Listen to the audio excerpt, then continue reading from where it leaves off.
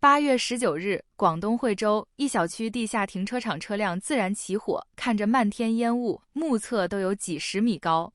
说是被导弹袭击了，都有人信。地下停车场被烧得面目全非，刚进去的时候让人不寒而栗。经调查，是一辆二手的新能源电车热失控起火导致的火灾。官方通报是3辆汽车被点燃。没有人员伤亡，有当地居民发朋友圈表示，差点就交代在这里了。消防员抱着儿子从22楼走下来，差点被烟呛死。中国现在每天马路上都有自燃的车辆，自燃小王子比亚迪还是销量第1的车企。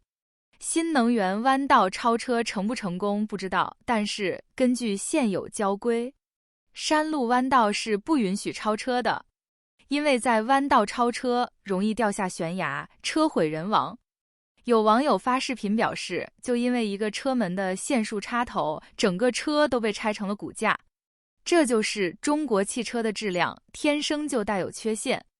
因为产品设计缺陷，车身结构件密封不严，导致雨水和洗车水进入车身内部，腐蚀了车门线束插头。让人不能理解的是，因为一个插头进水，导致主驾门无法打开。这个故障在进店检查后，通知我需要更换整车所有线束，这根主线束连接着车上所有电气设备，大灯、空调、散热器、空气悬挂、刹车泵、尾灯、所有安全气囊、雨刮器、前后雷达、车身所有摄像头、各种传感器等等等，所有这些地方都要拆开换线。车子娘胎里就自带缺陷和质量问题。请问售后店给车子换全身血管，维修后的安全性、可靠性还能让人放心吗？漏水点在这里，售后处理方案是打钣金。有了这样的维修记录，二手车还有人敢买吗？这不就砸我手里了吗？全部都拆空了，空气悬挂线束、轮速传感器线束全部都拆空了。这就是他们口中所说的质量可靠。这个品牌反正不管怎么换代怎么改款，我是不敢碰了。更换的就是它了，主线束足足2大箱。广州首富都扛不住啊！电动车行业别说一般人了，连巨富都玩不起。合创汽车呢，我估计你都没有听过，但是幕后老板是前广州首富朱梦一的儿子朱一航。这年头呢，但凡想折腾的富二代，日子都是很艰难的。合创汽车呢，被曝旗下经销商和员工开始维权讨薪。我看了一下销量啊，月销都超不过1000辆，确实是很难维持了。今年呢，新能源车就像是鱿鱼游戏，加上刚宣布破产的高和还有威马，还能留在牌桌上的玩家呢是越来越少了。其实上个月新能源车的渗透率已经历史性的突破了50%，理论上呢市场增速还不错，不至于这么惨。但是这主要都是头部玩家受益啊，马太效应，大多数玩家的日子都很艰难。所以与其看车品，不如看销量榜。月销长期达不到1万辆的车企，因为没有规模效应，会持续亏损，最后退出市场。新能源市场都这么卷了，燃油车市场就更惨了。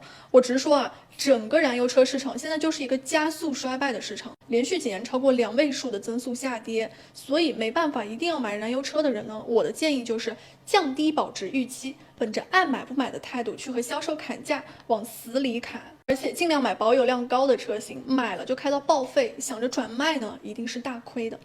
兄弟们，这条视频大概率可能要被和谐啊，但是我觉得作为一个汽车博主，我应该还是要说出来，强烈建议加速完善车企的退出制度。为什么我今天突然间要说这个话呢？因为有车主找到我分享了他的一个真实的经历啊，有多无语呢？他22年买的新车，24年呢，车主找到我们就说呢，他的车方向机坏了，想换个配件，但是4个月过去了，没有配件。现在呢，那10几万买的车，每天就只能干摆在那儿，修也修不好，开也开不了，卖也卖不掉，真的是欲哭无泪。喂，你好。喂，你好，请问您怎么称呼啊？我姓于。合创的 G03还是 A06 啊？Z03。购车时间是什么时间呢？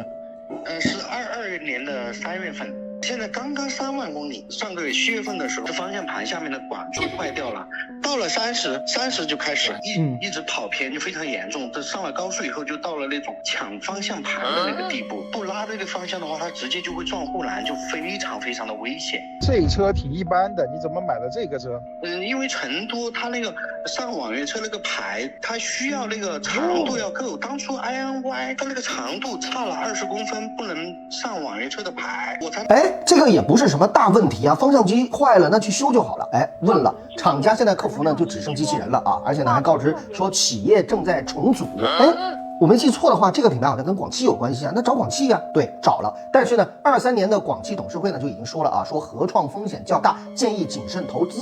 说白了，就是现在广汽也不大想管了。所以这家车企从23年开始呢，就陆续爆雷啊，什么欠薪啊、关店，再加上它虽然说跟爱安用的是同一套配件，但是它的这个方向机呢，它还不能像油车那样啊单独拆下来给它装上去就行了，它是需要一个单独的程序来匹配它的一个数据的，就这个数据是独一无二的。这个呢，也是现在新能源车所有的车都会有类似的一些问题。所以为什么修不了就卡这儿了？到这儿真的啊，兄弟们，你说现在的这个大环境是吧？车企随时可能会倒闭退出。24年如果说我没有记错的话啊，高和、腾驰好像是已经退出了，后续还有多少要退出，这个不知道，但是一定会很多。我们约束车企推出的那个管理方案还是05年发布的《汽车品牌销售管理实施办法》，就是要求呢他们退出10年内要确保零部件的一个供应。但是兄弟们，你们要知道，那是因为那个时候在我们国内的车企大部分都是合资啊，比如说吉普没了是吧，30没了，它背后还有广汽来兜底。那现在的新能源车企呢，它不会像这样，它就没有兜底的可能性。说到这里就盘一下最近倒闭或者退出中国市场的品牌，无论新车二手都别买，销量差毛病多，小心掉坑里。第一个广汽讴歌，该品牌是于2023年4月8号官网关闭，这就意味着广汽讴歌这个本田的高端品牌正式退出国内市场。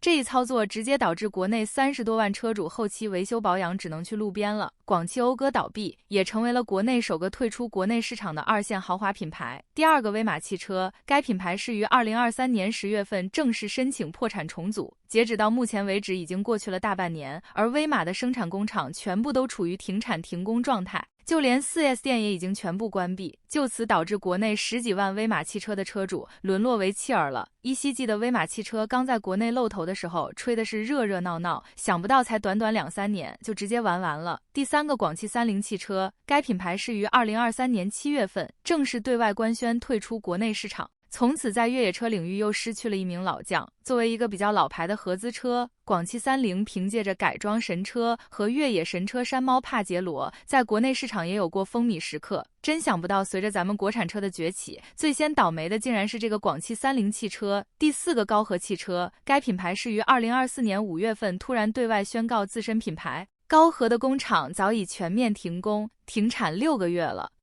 这就意味着高和汽车在2023年中的时候就出现了危机。截止到目前为止，高和汽车离停工停产都已经有1年了，但依然没有任何消息透露高和汽车啥时候会复工复产。所以这个作为国内超高端新能源汽车品牌的高和，可能也得无限期停工停产下去了。第五个广汽菲克，该品牌是于2022年11月份正式对外宣告破产倒闭。历经12年，这个也比较老牌的合资汽车品牌广汽菲克也最终走向了退市的道路。广汽菲克破产导致主要的原因就是销量越卖越。从2018年开始，广汽菲克就出现了销量下滑严重，到了2021年，总销量已经跌到2万台左右。直到2022年上半年，总销量仅剩下1000来台，这样的销量成绩，它不倒闭谁倒闭呢？第六个观致汽车，该品牌始于2022年的上半年就已经进入了破产重组的程序。作为国产品牌，观致汽车的命运其实挺坎坷的。一开始观致是奇瑞推出的高端品牌，后来因为经营不善，奇瑞又把观致卖给了宝能集团，本以为换了个新东家，销量应该会有起色，但事与愿违，即使观致换了个母公司，最后的下场也仍然卖不出去。要不是联动云租车公司撑过一段时间，可能观致汽车会更早离开国内市场。第七个宝沃汽车，该品牌是于2023年9月份直接原地退休。最奇葩的是，宝沃汽车居然在国内公开对旗下多项专利进行拍卖，但入场保证金居然只需要5块钱。曾经好歹也是自称德国 BBA 的高管豪华品牌，而且还打出过这样的广告语：好就是贵，贵才能好。想不到宝沃汽车才进入国内市场没几年，时间就落寞了。各位兄弟，你们还见过这个品牌的车在路上跑吗？第八个猎豹汽车，该品牌是于2021年8月份正式进入破产重整程序，号称拥有军工品质的猎豹汽车，生产出最有知名度的一款车型，就是那台猎豹黑金刚。这款大块头 SUV 有一说一，它的越野性能和动力以及空间，还有车身质量都挺好的。但至于其他车型的新车质量，品控就很一般了，不仅动力不行，而且油耗偏高，关键是小毛病贼多，修也修不好。这样的军工品质真的不敢恭维啊！以上这8个破产倒闭的汽车品牌，建议兄弟们尽量不要触碰。昨天吐槽了一下速七这个后视镜维修啊，今天再吐槽一下啊，这个车你看，直接给我紧急制动了。再看一下啊，这边路口正常等红灯左转，可以看到啊，要开始左转了。这边有大货车经过，啪的一下，直接给我紧急制动了。唉，这要是在高速上怎么弄啊？那只能是吃席了，没有其他办法。不过，一般开小米 SU7 的车主八字都很硬，相信这位车主也不例外。但是昨天有一位小米 SU7 的车主发影片说，提车4天车里异响，像放鞭炮，又像是电流声。哟。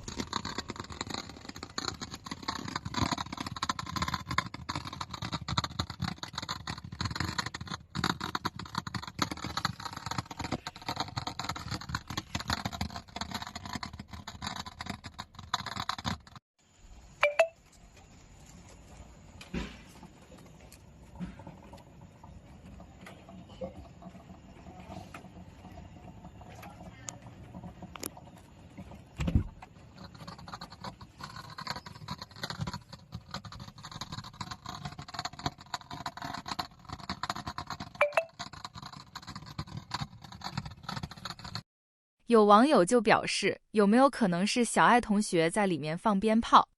如果真是这么大的电流声，估计在车主开门的瞬间已经熟透了。目前此事小米汽车还没有正面的回复，有好心网友就开始找小米法务处理了，并且表示，你们车异响这么严重的？我本来都下定了，看到这个人的视频，现在打算取消订单，希望你们尽快核实一下。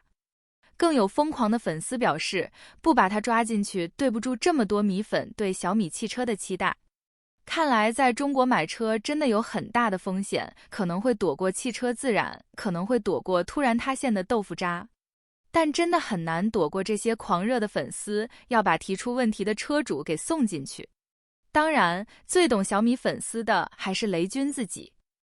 我们的消费者都是活跃的网民，他稍微遇到一点点问题，首先想到的不是打客服电话，先到微博上骂你一顿，先骂你一顿。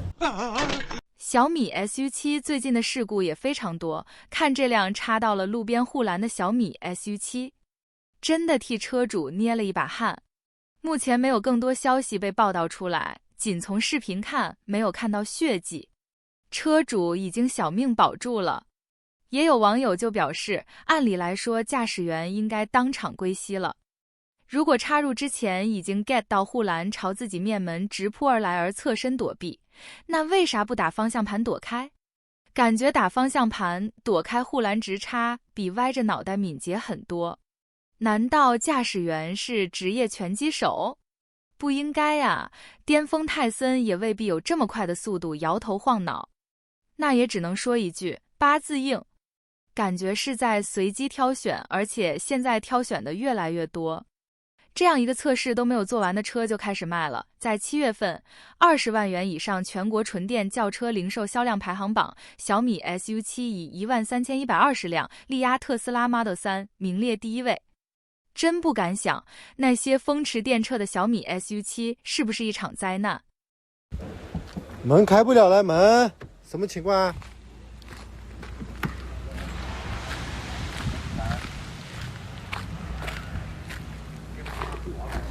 这边就能开。有时候也很难理解那些购买国产车的车主。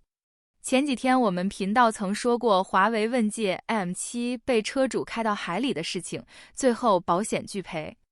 在第二天就有同款车主表示，遥遥领先怎么能怕海水呢？我要到平潭海边替华为问界找回面子。4驱版问界 M7 申请出战，我只能说真的很符合问界车主的气质。有网友就表示，你倒是停下来啊，别说4驱了，8驱都要泡海水。在涨潮的时候，开进1尺深的水里才叫胆量。现在来回跑，只能说是个智慧的沙雕。